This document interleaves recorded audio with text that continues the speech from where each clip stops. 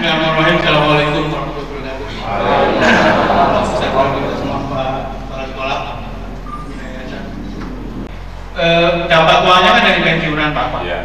Nah, Bapak ini mohon maaf untuk pelajaran saja agak nakal nih Pak. Kalau mungkin seniornya pada tahu lah. Senang main judi sama zaman-zaman itu, bergaul sama mandor-mandor pabrik gitu. Ya. Jadi kadang-kadang pensiunan tuh pulang bawa amplop kosong. Nah padahal sebulan udah ditunggu tuh untuk nyaur warung nyaur warung. Warung langganan itu dari mulai bilang tanah sampai ke sini di Mas Sito, ibunya Mas Agus. Ya. Kemudian kalau ke Bu Mas Sito sudah malu, sudah numpuk itu bergeser ke tempat lain. Dan kalau ibu sudah tidak punya muka cukup berani, kami yang disuruh biasanya dikasih cari kertas, minta beras 2 kilo atau minta ini. Itulah kehidupan kita dulu. Dan tahun 2003 saya menulis dalam satu karena diminta oleh teman-teman nulis tentang ibu dan orang tua saya nulis tentang ibu. Saya tulis itu cerita itu dan ramai mendapat tanggapan dari kompas.com karena memang tidak banyak orang yang terpencil di desa, kemudian pendidikannya tidak ada, tapi bikinnya jauh, bikinnya ngomong sekolah itu nggak banyak. Dan beliau sendiri tidak pernah merasakan sekolah, tapi mengatakan kalian ini sekolah.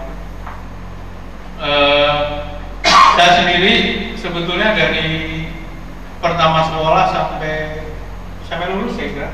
Sampai lulus master di Amerika itu boleh dibilang berutang pada orang banyak. Waktu SD itu ngenget 4 saudara sambil bantu-bantu segala macam. SMP juga janjinya sih ngekos tapi bayarnya suka telat. jadi ya sudah sambil bantu-bantu bekerja akhirnya diminta bayar separuh gitu. Karena kalau musim-musim tertentu itu kan nggak ada sama sekali, nggak ada kendaraan, terutama kalau hujan ya. Belat jalan masih belat. Jadi tapi kembali ke ibu tadi, kan bisa sekolah di Banjaran atau Larangan yang dekat. Ya. Tapi beliau ngomong ngambil negeri Brebes kota gitu. Keberanian luar biasa pada waktu itu. Nah, karena itu sering numpang sering kos. Dari SMP sampai SMA selalu saja setiap kali mau semesteran Mas, kita tuh tangisan gitu karena nggak dapat nomor ujian nyambung lunasi dulu ya. Karena SPP belum lunas, uang gedung apa lagi gitu. Jadi setiap kali semesteran begitu sampai setiap kali kemudian ujungnya adalah dibebaskan separuh. SMP juga gitu karena nilainya kelihatan lumayan. SMA kelas 1 naik kelas 2 juga dibebaskan uang gedung dan saya kira campuran antara karena susah sama karena rada pintar gitu. Jadi udah tiga. Nah ketika SMA saya udah merasa berhenti nih, udah nggak ada jalan untuk melanjutkan sekolah karena sudah tahu diri, kasihan adik-adik juga. Jadi saya kursus tata buku tuh Mas, kursus tata buku waktu itu. Katanya zaman itu kalau punya bon A bon B itu bebas laku bekerja. Saya kursus dan alhamdulillah lulus. Satu kabupaten tuh ujiannya 3 kali setahun kira-kira, yang ikut 300-an, yang lulus 5-4 orang gitu. Nah saya lulus.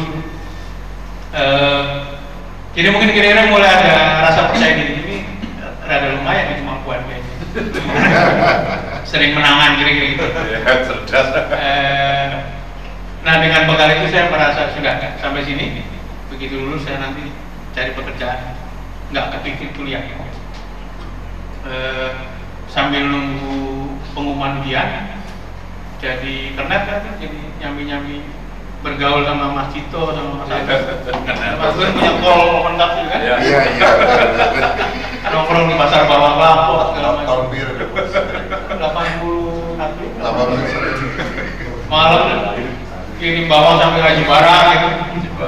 Satu ketika karena call-nya penuh masih duduk di atas cabe. Panas. 4 jam ya dari kelompok ke Aji Barang. Itu berengnya itu 4 jam. Yang saya kemudian adalah saya tidak pernah merasa rendah hati, rendah diri. Saya tidak pernah merasa rendah, tidak pernah minder, tidak pernah apa menjadi orang miskin. Tidak sudah. Memang keadaan saya begini.